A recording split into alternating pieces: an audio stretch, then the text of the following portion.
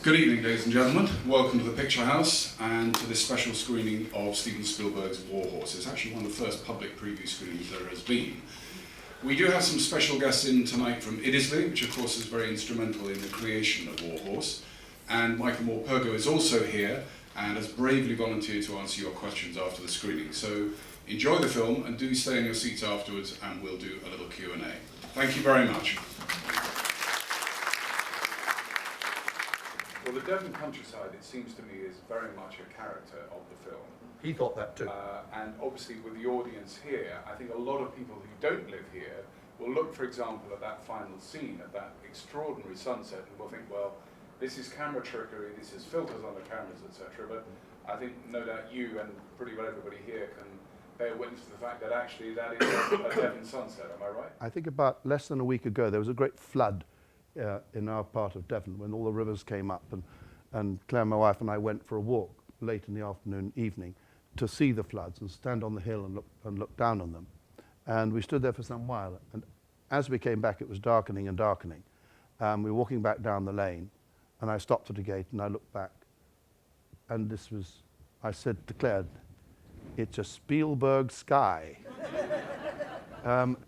It's a lovely place to live, but what he's done, though, which is spectacular, is that he's made something that is beautiful, like a paradise. And when you see those first opening shots of Devon, and that's his point. His point is that I'm going to take you to paradise.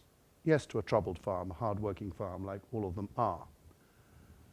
And then I'm going to take you to hell. And that's what he does. And so that the paradise, the contrast between the two, is just huge. So that's his achievement. It's using landscape, yes, as a character in the movie. If anybody got a question for Michael? What inspired you to write the book? First of all, I happened to find, it was all these things are accidents, they're happenings. I happened to find a picture in an old chest, which had been a tea chest. You know what a tea chest is? You don't know what a tea chest is, do you? I'll tell you later.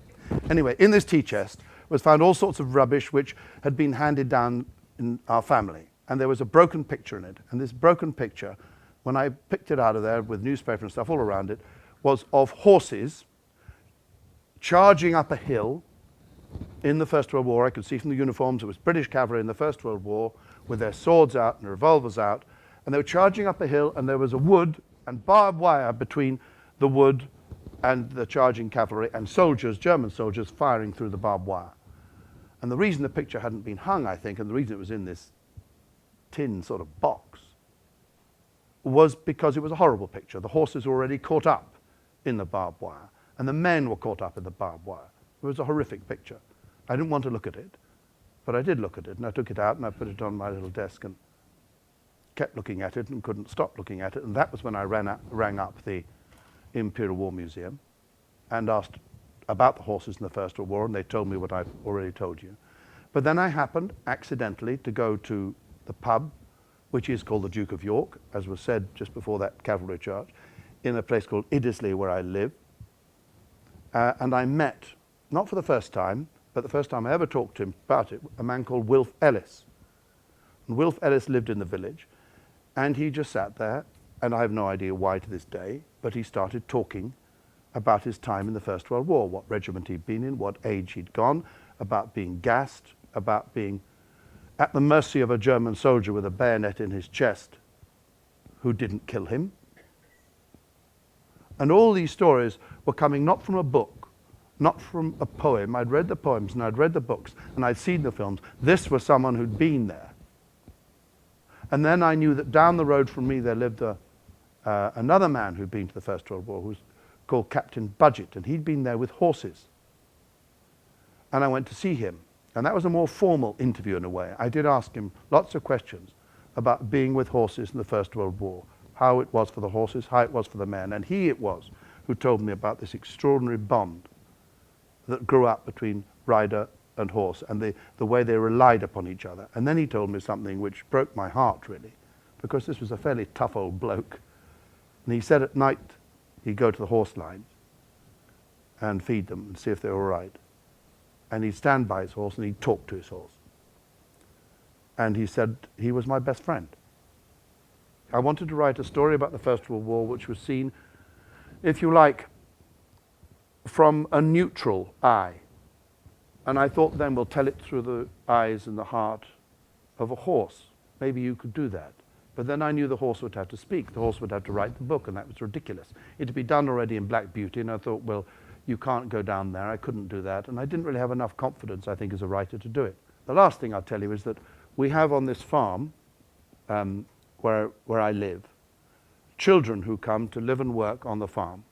It's a project called Farms for City Children.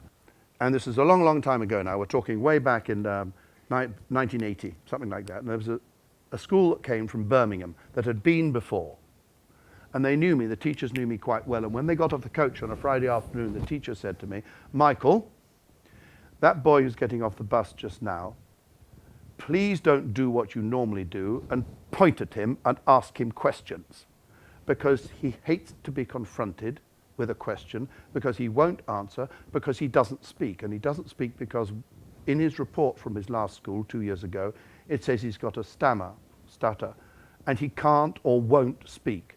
In the school he's been at, the school that came on the bus, he had not spoken in 2 years. Come the end of the week on a Thursday evening, I used to go in to read to the children. I'd go in there in the evening around about 7:30 at night and read them a story. And I walked in on a November night, dark night, into the yard behind Nethercott House where they stay, and it was dark except for a stable light over the door. And as I walked into the yard, I could hear this voice. And I looked up, and it was Billy standing there in his slippers, in the rain, by the door, talking to this horse and stroking the horse. So I stayed where I was in the shadows and listened, and he was talking about everything he'd done that day on the farm. Down milking, feeding pigs, all the people he met on the farm, Graham and David and Mrs. Weeks in the house, all these people he talked about. He just told the horse everything. It spilt out of him. So I went round down through the vegetable garden, and I fetched the teachers. I said, you've got to come and hear this, because Billy is talking. So we came round, and we all stood there, and he was still jabbering away. And of course I knew what it was, and you do. And it is that he felt trusted. He felt he could trust. He knew he wasn't going to be mocked or judged, and the words simply flowed. And it was one of those moments which was extraordinary for him, but actually there's something else I saw, was that the horse seemed to sense that it was important to stand there. And I know, obviously the horse didn't understand every word, but the horse stood there and it didn't move. And I'm quite sure that horse was called Hebe, knew that it was really important to stay there for that child. And I thought, this isn't sentimental.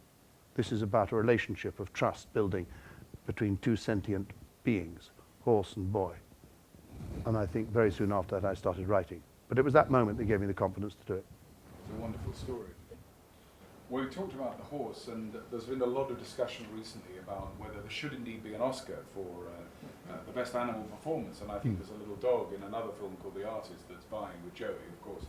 I know where. Yes, but it's a trick dog. We won't bother with that. But I think there's another category of Oscar there's quite a lot of talk developing about the best extra. And I don't know whether any of you noticed, but there is a rather splendidly whiskered gentleman in Castle Coombe. They didn't even notice. I mean, didn't you notice? Did anyone notice the most handsome farmer in Devon standing there in a hat with written note? You see, I didn't see it. But it is true. I've already been nominated as the as the best extra. Yeah, I'll be holding up one of those little thingies as best extra, I'm sure.